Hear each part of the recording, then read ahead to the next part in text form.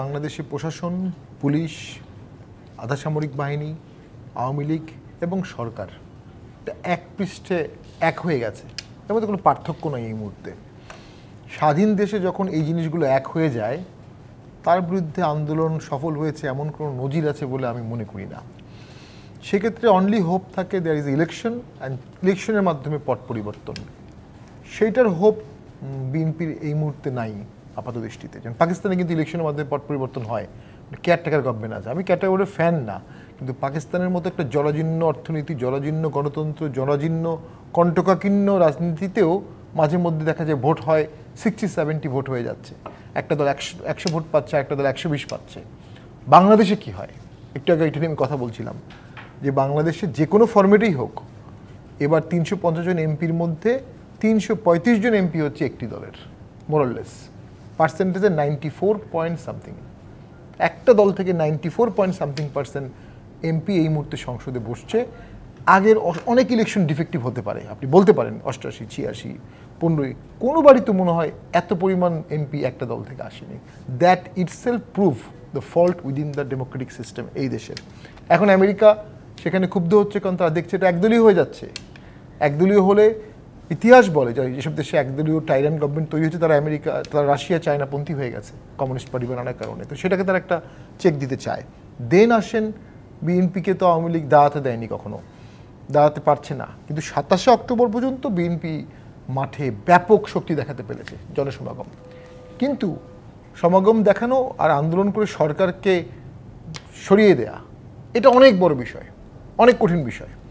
আমরাও ভোটের আগে যখন আমার এলাকায় সমাবেশ করেছি, 10,000, 15,000 লোক নিয়ে আমরা সমাবেশ করেছি, ভোটে আবার হেরে গেছি যে কোনো কারণে হোক। কোশ্চেন হচ্ছে কিছু ইস্যু আসছে যেটা বিএনপির সাথে কানেক্টেড না, কিন্তু আওয়ামী লীগকে ফেস করতে হবে। আপনি যেটা বলেন তার মধ্যে অর্থনীতি একটা। কয়েকটা উদাহরণ দিই। নগদে 500 টাকা বা তার বেশি পেমেন্টে পেতে পারেন ঢাকায় জমিসহ 20 কোটি টাকার পুরস্কার। এমপিদের গাড়ির উপরে 25% ট্যাক্স আরোপ করা হয়েছে। 350 জন এমপির মধ্যে 330 জন এমপি মোটামুটি গাড়ি নিয়ে আসে। সেখানে সরকার 2 থেকে 3 কোটি টাকার ট্যাক্স পেতে পারত, 6 থেকে 700 কোটি টাকার ট্যাক্স গভর্নমেন্ট পায় না। ওই ট্যাক্স সুবিধা যখন থাকবে না, তখন 300 জনের মধ্যে 100 জনও গাড়ি আনবে না ফুল ট্যাক্স দিয়ে। আচ্ছা, 25% নিয়ে আসলো, তাতে তো আমার মনে হয় সর্বোচ্চ 50 কোটি টাকা কালেকশন হবে। 50 থেকে 100 কোটি টাকা, এর বেশি না। এখন এই যে 25% টাকা বেড়ে গেল গাড়ির দাম, এমপির এটা কোত্থেকে নিয়ে আসবে, এই টাকাটা কোত্থেকে পাবে? দ্বিতীয়, ডলারের দাম 1 লাফে 60 টাকা বাড়াতে হলো, 1 লাফে 60 টাকা। শকের জন্য জাতিকে প্রিপেয়ার করছে আওয়ামী লীগ, কিন্তু এই শকের জন্য তো জাতি দায়ী না, শকের জন্য তো আওয়ামী লীগ দায়ী। ইকোনমিক শকের জন্য, ডিজাস্টারের জন্য। মাইগ্রেশনে যে রেমিটেন্স আসে সেটার উপর 3% ইনসেন্টিভ দেওয়া হয়, যেটা আমাদের একটা আন্দোলনের ফসল। আমরা আন্দোলন করে করেছি এবং এটার কারণে বাংলাদেশের রেমিটেন্স বেড়েছে। কেউ কেউ বলছে এটা বন্ধ করতে, এবং যে রেমিটেন্স বিদেশ থেকে বাংলাদেশে পাঠাবে সেটার উপর ট্যাক্স বসাতে। কোন দিকে যাচ্ছেন আপনি?